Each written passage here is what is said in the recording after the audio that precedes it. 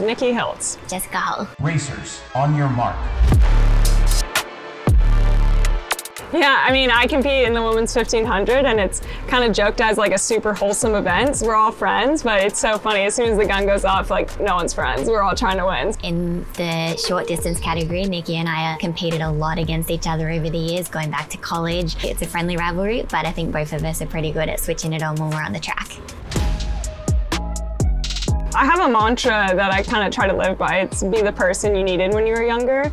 I don't know if that necessarily correlates to racing, but it's just kind of something I live by of like, it's important to be yourself and show up as yourself and be authentic because, you know, you never know who's watching. And that would have meant so much to me to see a queer athlete at the highest level of our sport. And so I try to emulate that everywhere, racing, on and off the track.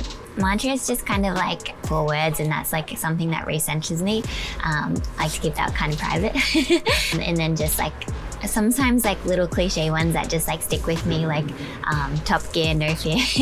Yeah, and just like telling myself like I belong and like I've been here before. I do have a bit of an affinity with the number 7, so it's not a superstition to the point where I'm like, oh, I need lane 7 or I need hip 7, but it does seem to sort of present itself when I've like had big moments. So I'm not always looking for it, like I'm not crossing my fingers hoping that it comes up, but when it does come up, I'm kind of like, okay, yeah, like something special is gonna happen here today.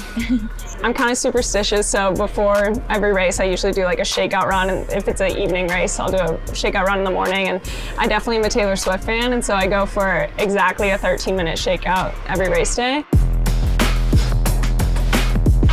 That's a good question. I think I just want to be remembered as someone who loved racing and was really good at it and could find a way to win in a lot of different ways.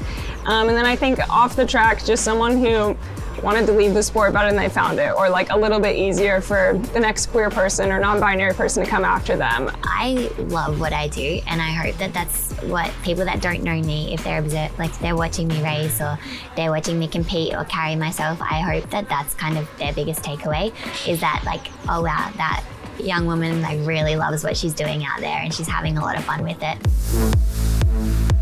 From a young age, I learned to love this sport and I learned to love everything about it. We weren't going to training to like time trial and see like how good we could be as 14-year-olds. We were going to training kind of like to improve like by a couple of seconds each year, which just hooks you. You can keep improving for a very long time, and yeah, just got me addicted to like that process of like getting better and building year on year. Secret to my greatness is just not taking yourself too seriously, or myself too seriously. Just being fun and silly at the track, even if it's like a big workout, you know, just having fun with my friends. At the end of the day, if you're not enjoying the process, what's the point?